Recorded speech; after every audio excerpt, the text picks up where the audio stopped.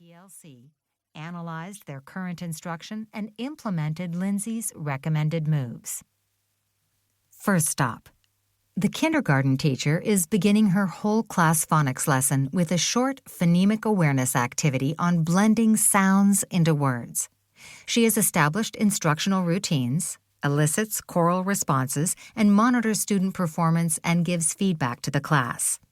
In the debrief, she explains that phonemic awareness is also embedded in decoding and encoding activities. Second stop. We are now entering a first-grade class to observe the teacher's whole class phonics lesson from a research-based program recently adopted by the district. First, the teacher briskly reviews previously taught letter-sound associations and CVC words. Next, he introduces the sound that the letter O represents, a new phoneme-grapheme relationship.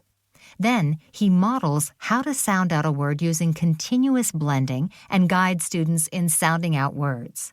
The emerging readers are engaged and accurate. Third stop. The third stop is a second grade. The teacher is working with a small group of students who are rereading a decodable passage. She prepares students by reviewing the irregular words again and women, pointing out the tricky part in each one and reminding students to keep their eyes on the words, no guessing. Next, students whisper read the passage as the teacher monitors each one and provides feedback. Finally, students partner read as the teacher continues to monitor and provide feedback. So much reading in a short amount of time. Fourth stop. Before lunch, one more stop, third grade.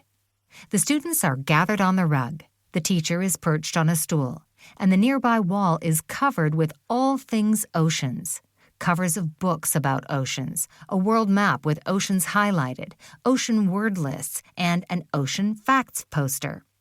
To launch the new book, the teacher reads its title and analyzes its cover with the students. Next, he introduces the term nautical. As the teacher reads the book, he stops and asks questions. After the reading, students tell their partners 5 ocean facts they recall. Walkthroughs at your school will be this rich if you and your colleagues implement Lindsay's 7 mighty moves, and your students will learn and read as they never have before. Read on. Teach on. Celebrate. Introduction. If it hadn't been for my son's struggles, I don't think I would have ever fully learned the things I know about teaching reading. I'd known from the time he was very young that learning was difficult for him but was unsure what to do. I read to him daily from the time he was a baby and had tried all the techniques I was taught in college and my early days of teaching. Nothing seemed to help. When he entered kindergarten, I felt a sense of desperation when I realized that I, a teacher, had no idea how to help him.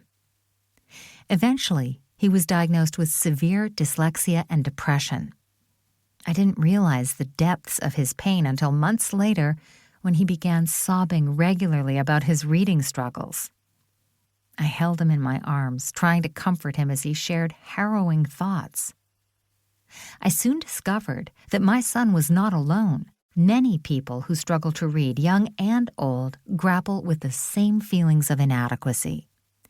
The ability to read is so tightly connected to how we feel about ourselves.